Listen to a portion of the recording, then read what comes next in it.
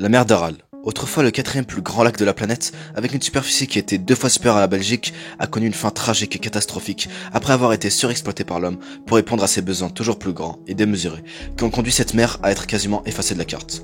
Pour comprendre ce qui a amené la mer d'Aral à disparaître, je commencerai d'abord par montrer la richesse écologique que ce lieu abritait, avec des espèces qui n'étaient présentes que dans cette mer et représentaient un paradis pour de nombreux animaux qui venaient s'y nourrir et s'y reproduire.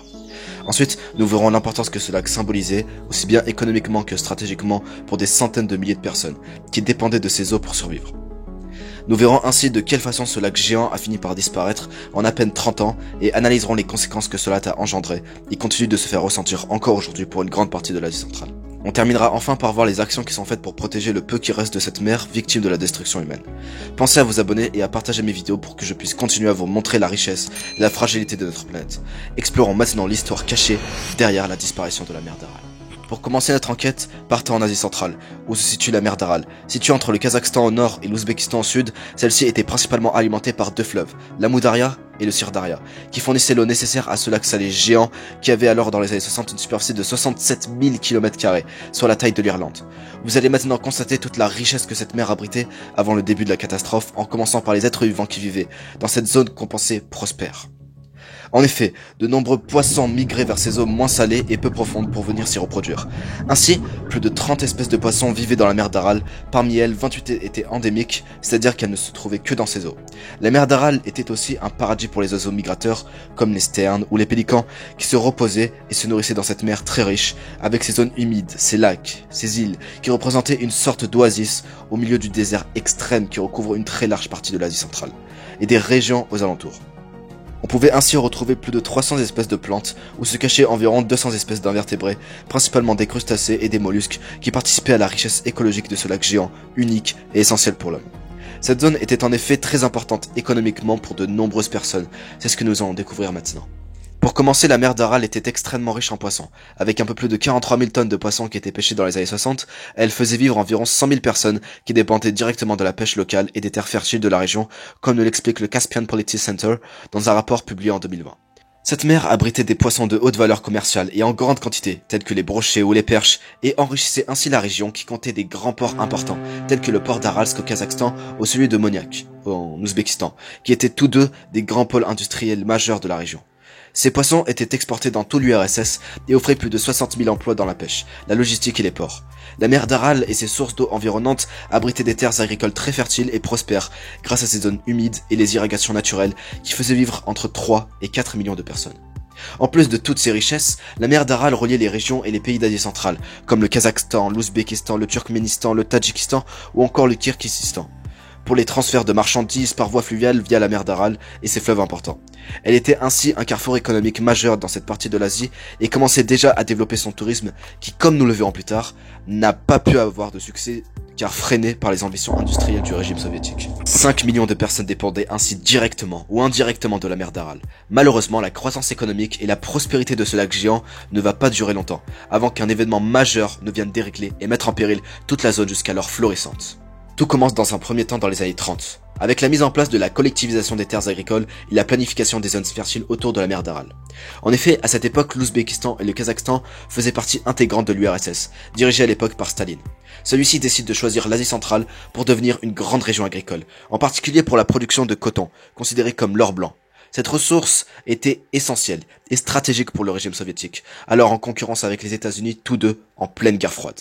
Elle représentait une matière première pour l'industrie textile, en produisant des tissus et des vêtements à des fins parfois militaires. Dès les années 30, les 2 principaux fleuves qui alimentaient la mer d'Aral sont alors détournés pour irriguer le désert où sera produit principalement du coton. Mais c'est à partir des années 50 et 60 que tout s'accélère.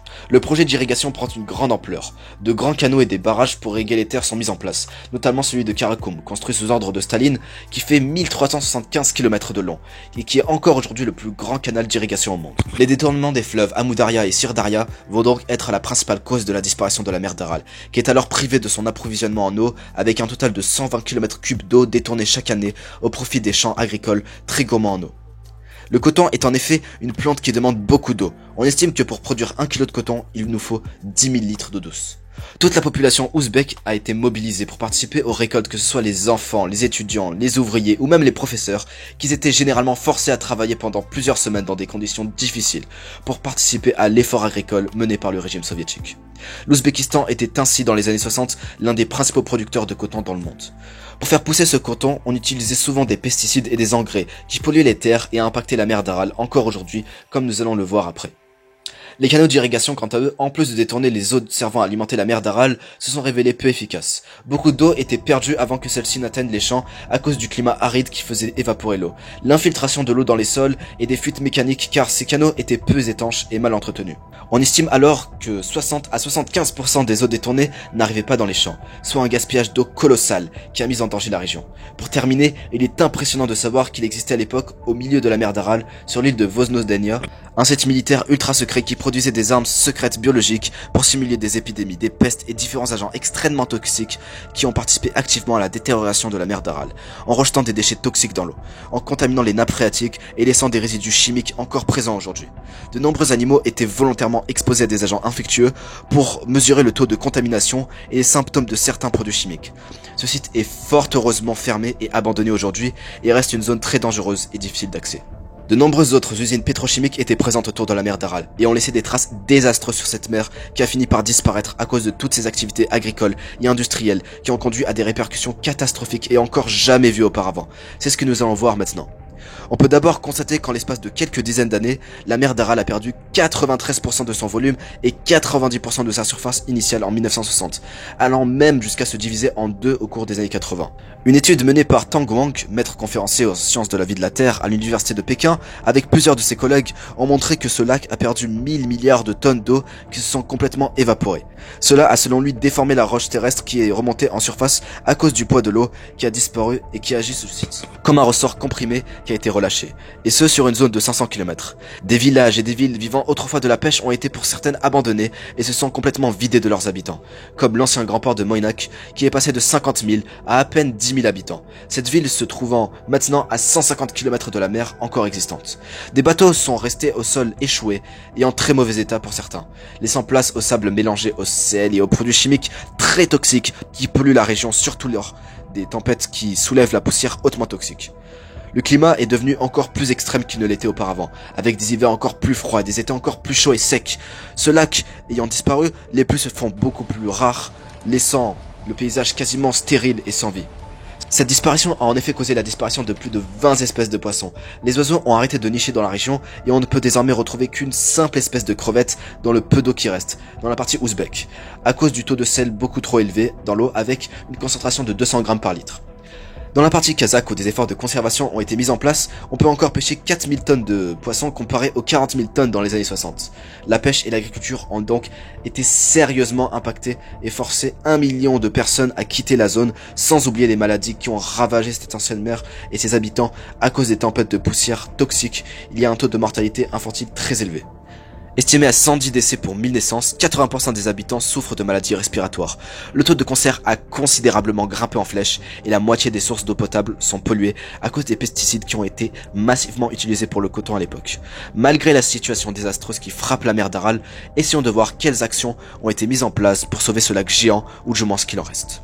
On constate aujourd'hui que la situation du lac géant n'est pas la même suivant les deux pays qui ont accès à ces eaux.